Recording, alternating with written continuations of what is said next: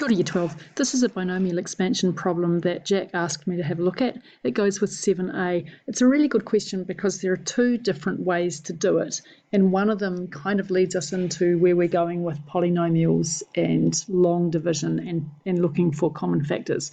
So the problem is this: we have to find the first three terms of x in ascending powers of the binomial expansion of this thing here, which I've just crossed out. Let's undo that. So if you look at it, we've got a linear term here and a linear term here. So there are two approaches to this problem, and the first one is to write it as a product. So we can write it as x plus 2 times x minus 3 to the negative 1. And we're looking for the first three terms. So we're going to end up getting something plus something x plus something x squared. Right, so that's the final result. We can manipulate this to get it into the right form to do our binomial expansion with negative powers. So that's one way to go.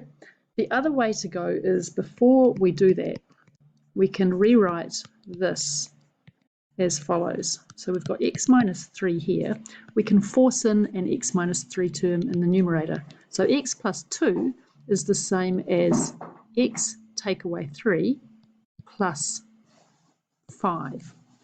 And then cleaning that up, we get 1 plus 5 over x minus 3, which gives us 1 plus 5 times x minus 3 to the negative 1.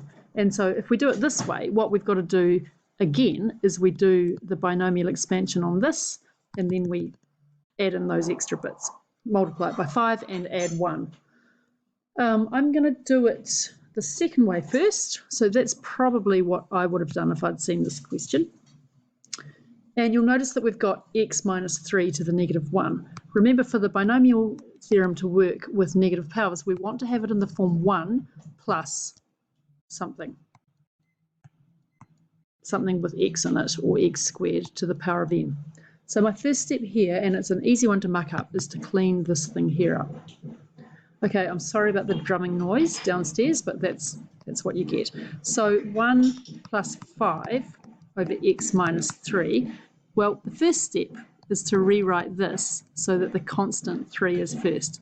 So that's equal to 1 minus 5 over 3 minus x.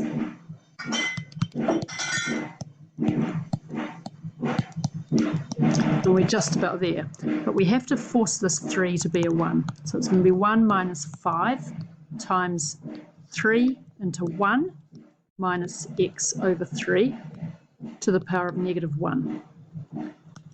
So that gives me 1 minus 5/3 times 1 minus x cubed to the negative 1. And finally, we've got this, sorry about that, we've got this into the form that we want, where this is the box thing with the x. Okay, so doing the binomial expansion on this gives me 1 plus nx, so negative 1 times negative x on 3 plus negative 1 times negative 2 over 2 factorial times negative x on 3 squared, and so on. When we fix that up, we get 1 plus x on 3 plus x squared on 9. And we know that we just want the quadratic term, so that's as far as we have to go.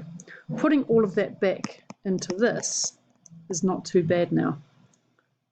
We can say that 1 plus 5 over x minus 3 is roughly equivalent to 1 minus 5/3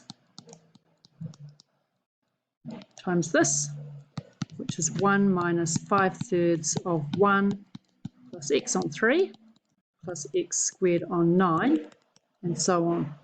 That gives me negative 2/3 minus 5/9 x minus 5/27 x squared.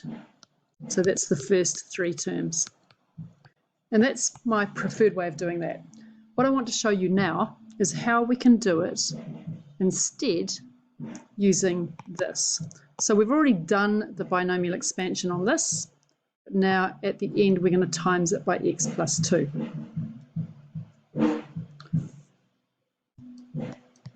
So again, from the start, x plus 2 over x minus 3 can be written as a product. So it's going to be x plus 2 times negative 3 minus x to the negative 1. And that expansion is what we just did up above.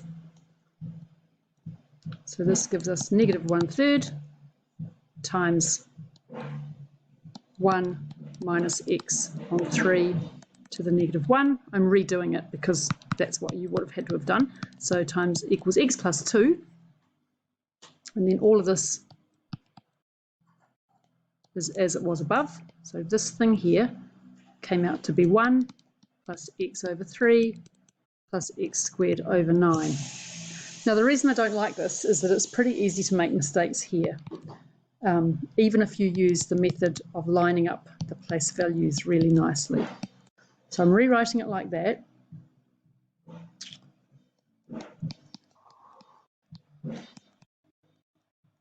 So that's my cleaning up line. Now I'm going to do this expansion here. So it's still negative 1/3 times all of this.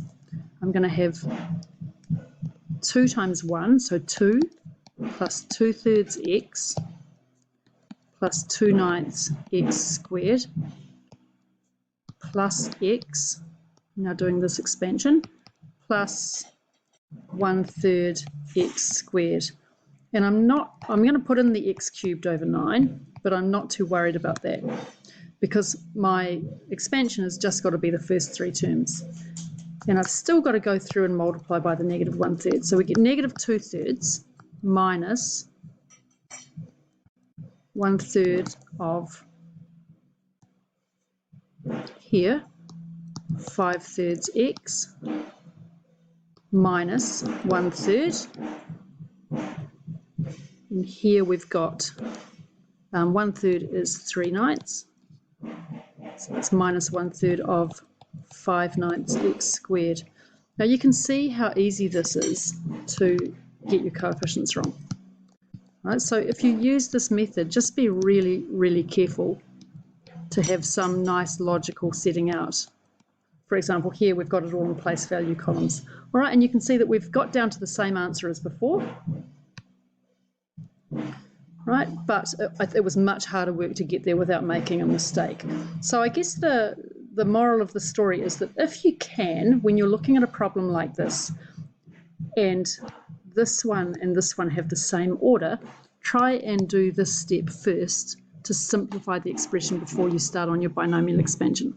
Okay, the drums are really, really loud from where I'm sitting, so can you just leave me a comment if this is unwatchable because of the music in the background? And if it is, I will do it again later on. Thanks.